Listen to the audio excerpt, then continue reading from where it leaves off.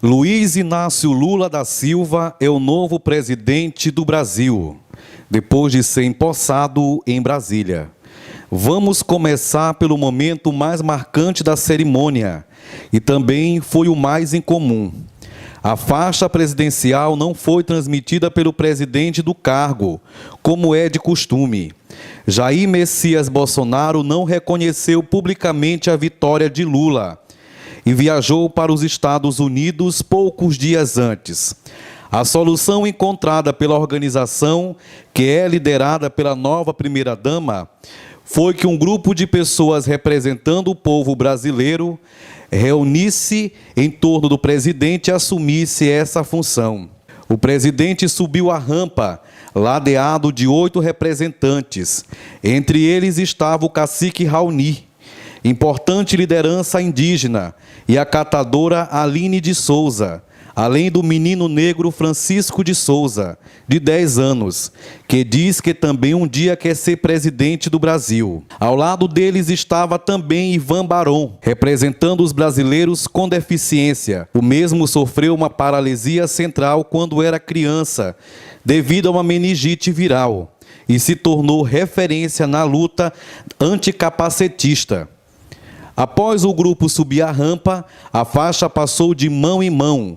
Logo após, a catadora Aline de Souza vestir a faixa no presidente Lula. Agora vou destacar 2 trechos de Lula. O presidente primeiro discursou no Congresso Nacional e depois subiu ao parlatório do Palácio do Planalto para receber a faixa presidencial e falar ao público presente na Praça dos Três Poderes. Diante da multidão no Planalto, falou sobre a pacificação no Brasil e depois de uma eleição polarizada e apertada. Lula se emocionou ao falar da pobreza no Brasil e também da desigualdade social. Trabalhadores e trabalhadoras desempregados, exibindo nos semáforos cartazes de papelão com a frase que nos envergonha a todos.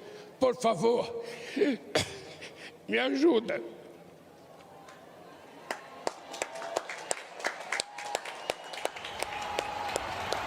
Lula finalizou dizendo: o Brasil tem jeito. No discurso do Congresso, em sua fala, teve duros ataques ao governo de Jair Bolsonaro.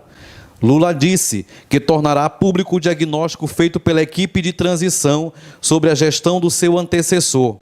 O diagnóstico que recebemos do governo de transição de governo é estarrecedor. Esvaziar os recursos da saúde, desmontar a educação, a cultura, a ciência e tecnologia, destruir a proteção do meio ambiente, não deixar o recurso para a merenda escolar, a vacinação, a segurança pública, a proteção às florestas e a assistência social. Desorganizar a governança da economia, dos financiamentos públicos, do apoio às empresas, aos empreendedores e ao comércio externo.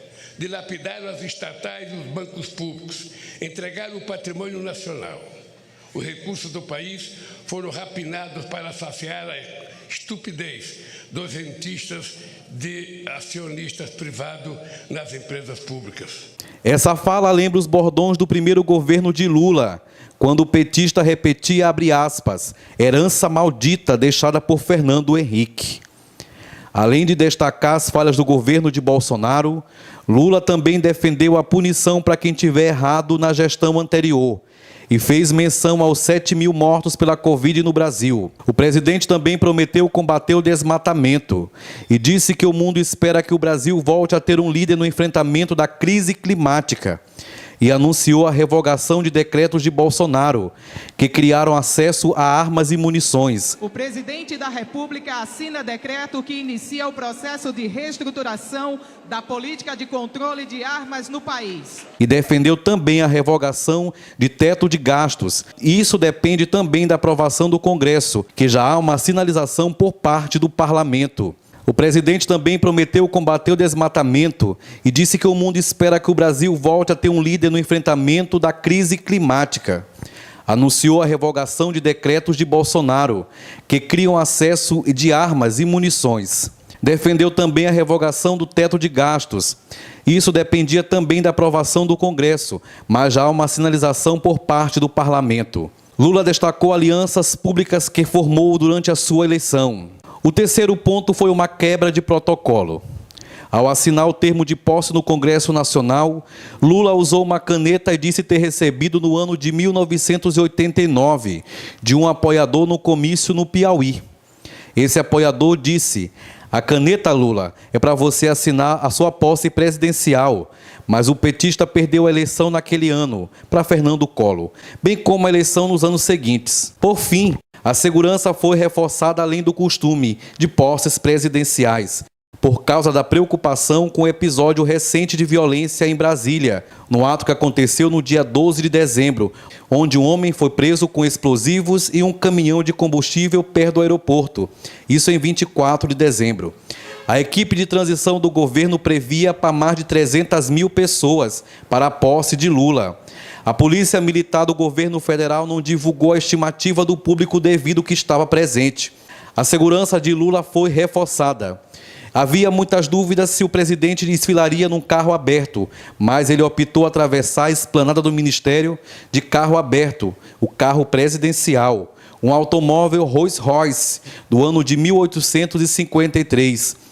Ele dividiu o carro juntamente com a primeira-dama, a Rosângela Silva, a Janja, junto com o Geraldo Alckmin e a sua mulher, Lu Alckmin.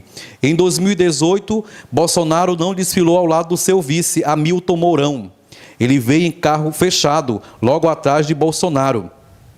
Quem estava do lado do presidente era Michele Bolsonaro, seguida do seu filho, Carlos Bolsonaro. A decisão de desfilar com Alckmin foi mais uma para reforçar a importância de uma aliança de um governo de frente ampla, disse Lula.